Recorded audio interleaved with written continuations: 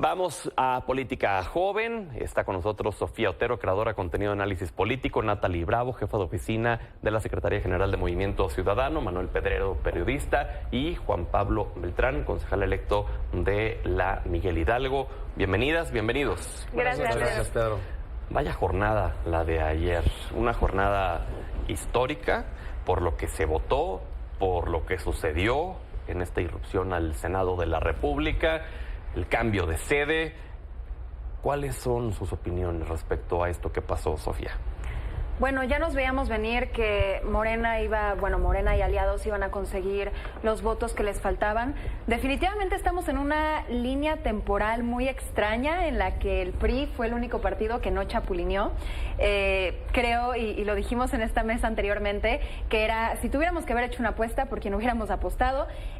Pero también tenemos que señalar algunas prácticas que sí me parecen reprobables de la 4T. La 4T que tiene toda esta legitimidad que el pueblo le dio y que a pesar de ello, en vez de tratar de llegar orgánicamente a consensos, porque no vamos a ser crédulos de que eso es lo que pasó esta vez, tratan de pactar, pactan con Yunes, se denuncian amenazas, de alguna forma extorsiones que ya tendrán que ser investigadas, pero en particular pactar con Yunes y con los Yunes viniendo de la izquierda, que en particular López Obrador y Morena, la 4T, tanto los atacó debidamente por sus lazos incluso con una red de pederastas. Me parece increíblemente triste ver a Citlali Hernández, la próxima titular de la Secretaría de las Mujeres, saludando personalmente a Yunes por ser este voto, a Yunes papá en ese momento. Increíblemente triste. Juan Pablo, tú estuviste ayer en el Senado, fuiste de las personas que entró, te han tundido en redes sociales a raíz de esto. A ver, cuéntanos.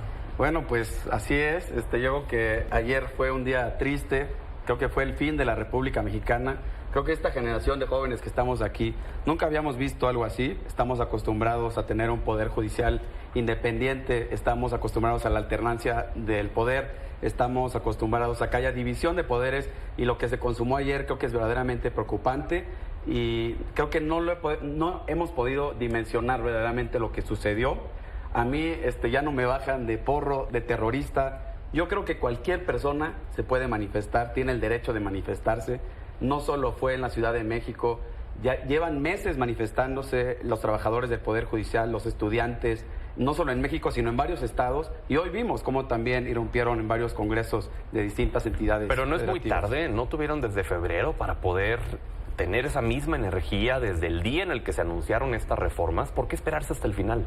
Pues no es esperarse hasta el final, yo creo que es una lucha de todos los días, y aunque esta reforma haya sido aprobada, vamos a estar en pie, vamos a estar en lucha, y efectivamente muchas personas pensaban que el PRI se iba a doblar. El PRI fue el que se mantuvo firme, y verdaderamente es vergonzoso ver cómo el nivel de la política mexicana ha llevado a que justamente, como bien dices, gente que odiaban, que hablaban pestes, que eran lo peor de lo peor, hoy están con ellos y les dieron esos votos. Ahí está el senador de Yucatán, Ramírez Marín, que era del PRI. Ahí están Yunes, justamente. Entonces yo creo que es verdaderamente reprobable lo que se ha convertido hoy verdaderamente el régimen, el nuevo régimen que se instaló. Y los jóvenes tendremos que luchar, nos va a costar mucho regresar a tener el sistema de justicia por el que nuestros padres, nuestros abuelos habían luchado tantos años. Natalie, ¿qué pasa con MC? Porque igual que han tundido al PAN y a los perredistas, también están tundiendo al senador Barreda y a Movimiento Ciudadano, que si su ausencia pues fue adrede para darle el voto que necesitaban por ausencia, la mayoría calificada, vaya. ¿Qué pasa con MC? No, Pedro, Movimiento Ciudadano ha sido el único partido, fue el único partido, de hecho, en no solamente postularse en contra de la reforma, sino además hacer una propuesta alternativa a una reforma que sí iba a hacer un cambio en el sistema de justicia. Los senadores de Movimiento Ciudadano dieron la lucha, se presentaron a votar en contra. El senador Daniel tomó la decisión de ir a ayudar a su papá porque lo apresaron injustamente el gobierno de Laida, y yo creo que aquí lo más importante es resaltar la corrupción completa que se vivió en este proceso de aprobar la reforma. No solamente en el Senado, sino también a nivel local. Y lo estamos viendo en los poderes locales que están aprobando la reforma sin ni siquiera estarla analizando. Están simplemente siguiendo la consigna del presidente de aprobar una reforma que no tiene ni pies ni cabeza. Movimiento Ciudadano se ha postulado en contra y nosotros vamos a seguir dando la lucha con eso. No hay ningún tipo de complicidad con el gobierno. Nosotros siempre nos hemos mantenido como la verdadera oposición, cosa que no hizo la alianza, porque los 3 votos que necesitaba Morena para aprobar la reforma no salieron de Movimiento Ciudadano, y aquí hay que decirlo, salieron de la alianza, salieron de senadores del PRD y salieron de un senador tan corrupto como lo es Yunes, que además fue recibido con aplausos por la bancada de Morena. Yo no sé cómo pueden defender y cómo pueden decirse demócratas y cómo pueden decirse que no son un régimen autoritario cuando intentan, según ustedes, terminar con la corrupción haciendo un proceso sumamente corrupto y pagando y comprando a un senador tan criminal como lo es Yunes. Pero ¿no era previsible lo de la situación que iban a atentar contra el senador Barreda, contra su propia familia? Desde la semana pasada, él mismo mencionó en el Senado que estaba siendo objeto de presiones. Incluso aquí el lunes, Alejandra Barrales dijo: yo no he sido amenazada, pero mi compañero Barreda sí ha sido amenazado. Vaya, no es una situación que se pudo prever, porque sean peras o sean manzanas, en la historia queda, Movimiento Ciudadano se ausentó, por el motivo que sea. Movimiento Ciudadano estuvo presente, Pedro. El Movimiento Ciudadano estuvo presente. No hubo la ausencia. Esa ausencia se dio porque hay una persecución política en Campeche que se inició con Eliseo Fernández, que de hecho le violentaron sus derechos políticos para poder participar, y por eso es que el senador Barreda entró, porque él es el suplente. Y no Morena tiene suplente, sabía perfectamente que atacando al suplente iban a poder controlar un voto menos. ¿Por qué? Porque no hay suplente del suplente. Esto, si hay algo planeado, fue por parte de Morena, y porque hicieron una persecución política, la siguen haciendo, y porque qué sorpresa que justo el día que se iba a votar mandan a apresar al papá de un senador. Eso es lo raro. Y perdón, bueno, Pedro, pero quien mintió, y eso me parece algo muy destacable, en el Senado de la República, tanto el coordinador del grupo parlamentario de Morena como el presidente de la mesa directiva mintieron, porque el senador Barreda no estaba en la Ciudad de México y porque nunca tuvieron comunicación con él. Eso, perdón, me parece sumamente grave. Dicen que en política no hay sorpresas, hay sorprendidos.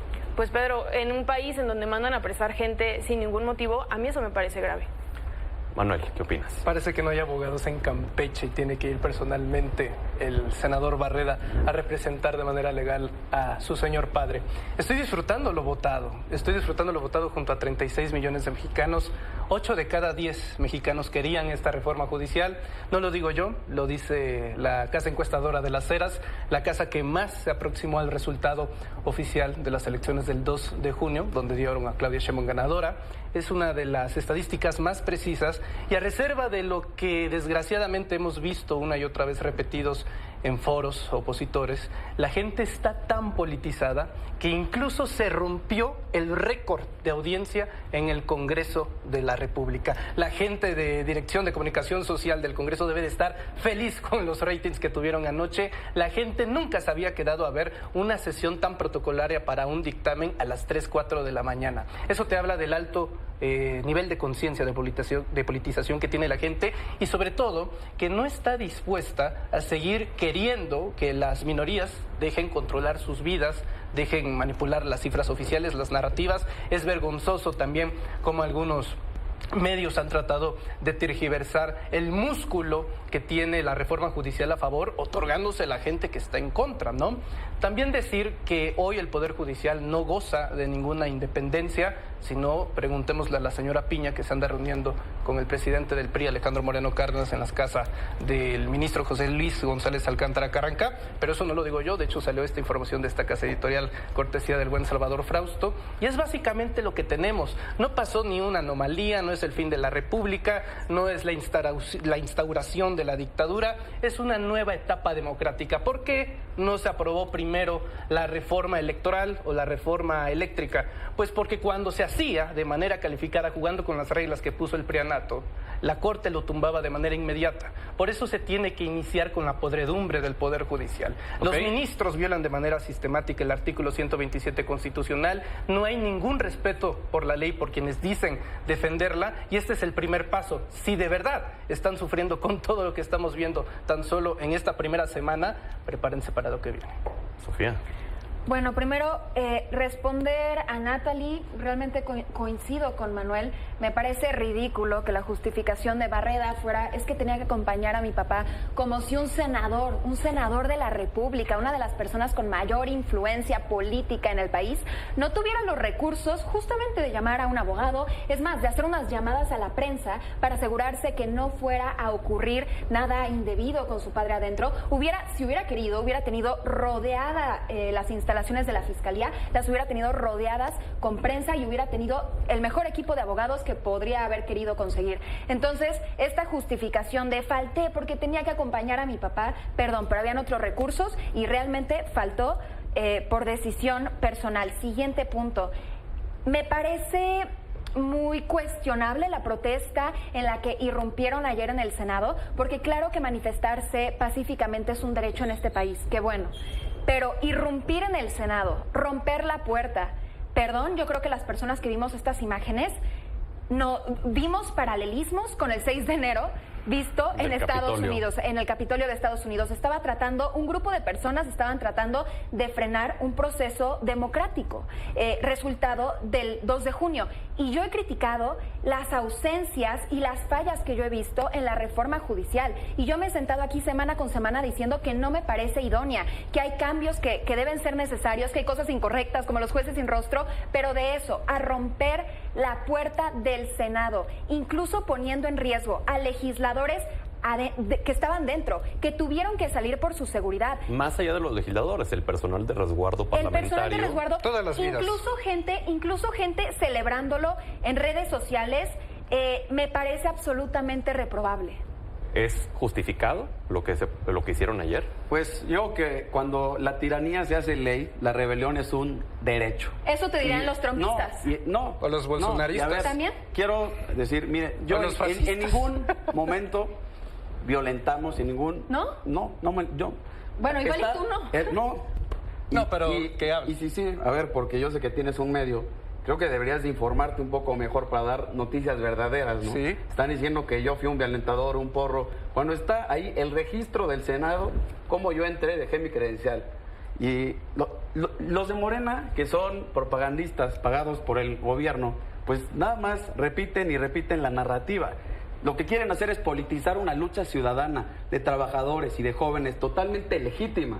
Y deberían de tener un poco de humildad para saber y darse cuenta que la irrupción en el Senado es una señal clara de que el pueblo no ha sido escuchado. Juan Pablo, ahí quisiera... y no solo es aquí, deberían escucharlos y contemplarlos. Ahí quisiera solamente regresar a la pregunta original de Sofía, porque me parece, periodísticamente hablando, muy válida preguntársela a alguien que estuvo ahí. Primero, ya nos dice si está justificado por la tiranía que mencionaste. Segundo, si el personal de resguardo parlamentario sí salieron hasta rociados de no sé qué era lo que traían. Hay una fotografía de una persona que se cayó del balcón y que Protección Civil está ahí atendiéndolo. Y solo redondearía preguntándote, ¿pensaron que realmente iba a cambiar el sentido de la votación o que iba a impedir la votación? Lo que querían los jóvenes y los trabajadores del Poder Judicial era ser escuchados. Y verdaderamente hay videos. Lo que pasó fue que la gente del Senado roció a los manifestantes con extintores para sacarlos del pleno. Y después los rociaron con gas lacrimógeno en la sede alterna. Entonces, que digan que violencia, porque iban en paz. Había señores, había jóvenes. Romper la puerta del Senado es un acto pacífico, porque puede que tú no lo hayas hecho, pero lo estás legitimando. Y yo creo que lo que me parece preocupante es que necesitamos una oposición, y lo único que hicieron es hacer ver a la oposición como un grupo de gente violenta e irracional. Necesitamos una oposición y no están generándola. Vamos contigo, Manuel, y les pediría que fuéramos concretos, y ahorita regresamos contigo. Por alusiones, vamos a recibir una dosis de información, pues yo no malgasto mi saliva. Se pregunta cuál es el término correcto, porro, terrorista. ¿Qué es un delincuente? Pues aquel el que delinque y que rompe una infracción. Voy a dar a continuación una lista de delitos que ustedes cometieron con lo de ayer. Daño en propiedad ajena, invasión a propiedad federal, a un recinto federal, lesiones que se pueden llegar a tipificar con la agravante de en pandilla, apología del odio, hay que darle de chingadazos a Morena, así fue como dijo la senadora de Acción Nacional, robo, delitos de amenazas. Y para Milenio, una exclusiva, se robaron la campana de sesiones. Esta mítica campana en donde se levanta la sesión, se cierra la sesión, se la llevaron, se la robaron, una campana que data del siglo pasado. Los banderines de los escaños se fueron, se los robaron, dañaron el acceso a la puerta y también hubieron agresiones a personal de protección civil, gente que ha dedicado su vida al Senado de la República. Hay un hombre que tiene un tobillo esguinzado, no puede caminar y ahora no se puede ganar el pan debido a las agresiones que ellos cometieron el día de ayer, una fractura de pierna. Los daños totales, esta información de nuestras fuentes de Reporteros MX adentro del Senado, 2 millones de pesos. ¿Sabes quién los va a pagar, Juan Pablo? Los mexicanos. Y ustedes lo llaman manifestación. Eso no es manifestación. Bueno, yo te pregunto, ¿qué haría Andrés Manuel si él fuera opositor? No se rompió ni un solo vidrio, no se rompió ni un solo vidrio, se tomó la manera, la protesta pacífica. Claro, 2 millones de pesos en daños. ¿Cuánto se dañó la protesta de reforma? Los bloqueos de pozos de Andrés Manuel. ¿Hubo algún se dañó algún pozo petrolero? ¿Se dañó algún trabajador? A ver, caballeros, vamos con Natalie, por favor. Bueno, a mí me da mucha pena que un hecho histórico como el que vimos ayer, para mal, esté quedando en una discusión sin fondo. Yo creo que escuchar al compañero de Morena decir que están contentos y que por el pueblo, es sumamente preocupante lo que pasó. Fue una violación completa al proceso democrático. No pueden estar hablando de democracia cuando están haciendo estas prácticas. La presidenta entrante no fue buena para decir ninguna declaración durante el día, cuando el país estaba en total crisis. Es sumamente grave. ¿Cuál crisis? El peso está debajo de las 20 unidades frente al dólar. Perdóname, el peso pero nacional no todo el tema es económico. Volteen a ver las calles. A ver, Natalie. Las calles, pero no las calles de Polanco. Las calles de Oaxaca, de Guerrero, de Chiapas. Por favor, Natalie, me gustaría... Si llegamos a un clima tan preocupante como el de ayer, es porque Morena se la ha pasado promoviendo este discurso de polarización y de odio, y ahora que tienen esto están muy preocupados porque no fueron ellos lo que lo causaron. También me gustaría que nos ayudaras a responder lo que han suscrito ambos, Manuel y Sofía, el hecho de decir pues que no hay abogados en Campeche que pudieran haber representado a su papá. Por supuesto que hay abogados en Campeche y ese no es el tema. El senador tomó la decisión de estar con su familia después de que Laida Sansores mintiera y tuviera preso a su papá. Fue la decisión del senador. Aquí lo que deberíamos estar hablando es que los votos no salieron de Movimiento Ciudadano. Los 3 votos con los cuales pudieron aprobar la reforma fueron de la Alianza. Ellos fueron los que se vendieron, ellos fueron los que pactaron. ¿Cómo piensan terminar con la corrupción si siguen haciendo las mismas prácticas? Es ridículo que estén hablando de reformar el sistema de justicia cuando su reforma, llamada reforma al Poder Judicial, no aborda ningún tema que vaya a beneficiar a las personas. Vamos a tener más tiempo. La siguiente semana se nos fueron casi 20 minutos, como si fueran 2 minutos, pero les agradezco que hayan estado con nosotros. Muchas gracias. Muchos temas pendientes todavía, ¿no?